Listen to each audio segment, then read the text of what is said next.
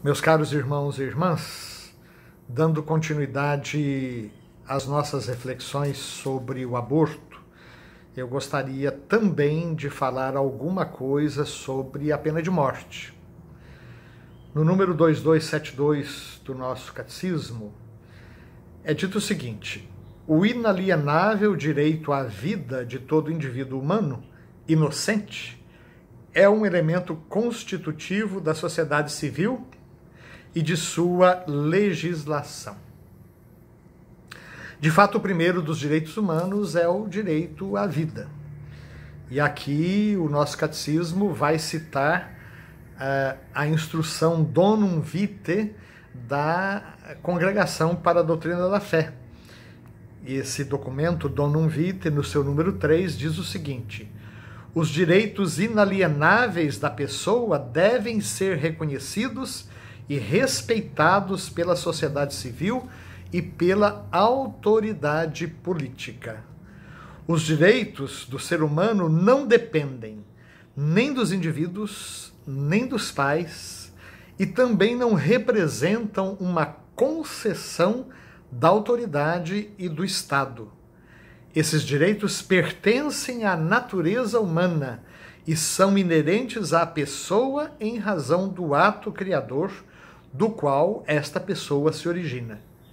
Entre esses direitos fundamentais, é preciso citar o direito à vida e à integridade física de todo ser humano, desde a concepção até a morte. Ou seja, o nosso catecismo lembra que o conceito de direitos humanos faz parte da doutrina social da Igreja.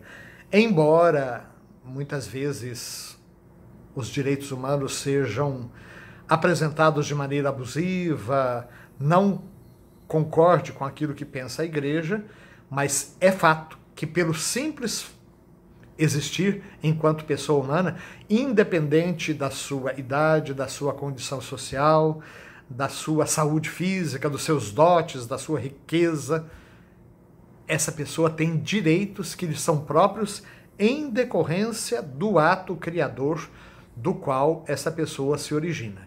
E o primeiríssimo de todos os direitos humanos, sem o qual nenhum outro direito humano teria sentido, é o direito à vida, da concepção até a morte natural, direito à vida e à integridade física.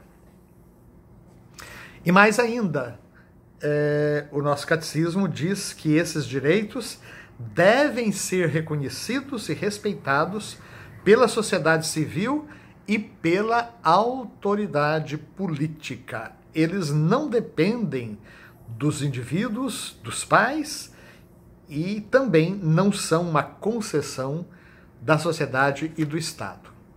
Agora preste atenção que no início dessa nossa afirmação era dito o seguinte: o direito inalienável à vida de todo indivíduo humano inocente é um elemento constitutivo da sociedade civil e de sua legislação. Isso significa que o catecismo está defendendo aqui a pena de morte, porque ele fala do direito à vida de todo indivíduo humano inocente. Isso significa que o culpado não tem direito à vida? A resposta foi, inclusive, introduzida nessa nova versão do catecismo, no número 2267, um pequeno acréscimo que não estava nas primeiras versões do catecismo e que São João Paulo II pediu para acrescentar. O ensino tradicional da Igreja não exclui, depois de comprovadas cabalmente a identidade e a responsabilidade do culpado, o recurso à pena de morte, se esta for a única via praticável para defender eficazmente a vida contra o agressor injusto. Se os meios incruentos bastarem para defender as vidas humanas contra o agressor e para proteger a ordem pública e a segurança das pessoas, a autoridade se limitará a esses meios, porque correspondem melhor às condições concretas do bem comum e estão mais conformes às dignidades da pessoa humana. E esta é uma afirmação de São João Paulo II na sua encíclica Evangelium Vitae. O que nós devemos entender, então, com isso que o catecismo está afirmando? A vida da pessoa humana inocente é inalienável. O direito à vida é um direito inalienável. Da concepção à morte natural. Ou seja, o embrião nunca é um injusto agressor. Ele não pediu para estar ali. Mesmo quando a sua geração é decorrente de um ato leviano, mesmo quando se trata de uma gravidez indesejada, e até mesmo quando é fruto de uma violência ou de um estupro, o que é um drama terrível para a mãe, mas o embrião é um ser inocente. E a vida do ser inocente é inalienável. Mas se essa história da pena de morte aqui, como é que fica? Basicamente o seguinte. Imagina o seguinte. Sequestradores no avião, eles prenderam os inocentes, eles prenderam os reféns, né? E eles estão matando os inocentes. A autoridade policial tem não só o direito, mas às vezes até o dever de dizer para os seus subordinados: atirem para matar. Ou seja, aquela autoridade decreta a pena de morte do sequestrador. Imagina outra situação. Você, pai de família, mãe de família. Alguém chega em você e te dá um tapa na cara. Jesus fala, se der um tapa numa face, oferece a outra. Muito bem. Isso exige um heroísmo muito grande. Mas digamos o seguinte: o agressor entra na sua casa e ele parte para cima das crianças. E ele vai realmente violentar as crianças, ele vai realmente colocar a vida das crianças em risco. Você não pode oferecer a outra face. Aí você tem a obrigação de defender as crianças, mesmo que para isso você precise partir para cima do agressor. E mesmo que isso custe a vida do agressor. Então, o que o catecismo fala no 2267 é isso, que quando não existe outra forma praticável de defender a vida humana contra um agressor injusto, então sim, aí se justificaria in extremo, né, in extremis, a pena de morte.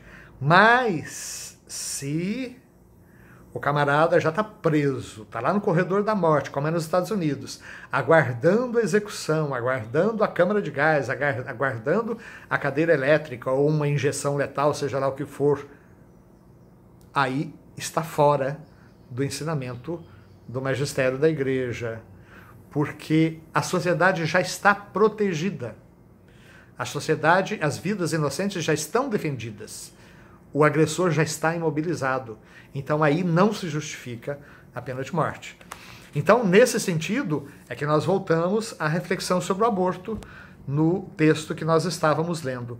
O inalienável direito à vida de todo indivíduo humano inocente é um elemento constitutivo da sociedade civil e de sua legislação. Ou seja, como a Donum Vitae explicita um pouquinho melhor, e é citado no 2273 do nosso catecismo, no momento em que uma lei positiva priva uma categoria de seres humanos da proteção que a legislação civil lhes deve dar, o Estado nega a igualdade de todos perante a lei. Quando o Estado não coloca a sua força a serviço dos direitos de todos os cidadãos, particularmente dos mais fracos, os próprios fundamentos de um Estado de direito estão ameaçados. Como a consequência do respeito e da proteção que devem ser garantidas à criança desde o momento de sua concepção, a lei deverá prever sanções penais apropriadas para toda violação deliberada dos direitos dessa criança. Então, meus queridos, aqui nós temos algo então muito claro. O direito à vida é um direito inalienável, sobretudo da vida do inocente. E o embrião, o feto, é sempre um inocente. E nesse sentido, a lei positiva que penaliza o aborto é uma lei justa, correta. Queremos prosseguir ainda por alguns outros programas sobre essas nossas reflexões, lembrando finalmente que o Catecismo diz: visto que deve ser tratado como uma pessoa desde a concepção, o embrião deverá ser defendido em sua integridade, cuidado e curado, na medida do possível, como qualquer outro ser humano. Naturalmente, o mesmo vale para a sua mamãe. É preciso cuidar das duas vidas, é preciso sempre tentar salvar as duas vidas. Precisamos continuar falando sobre isso. Que o Senhor nos abençoe, hoje e sempre. Amém.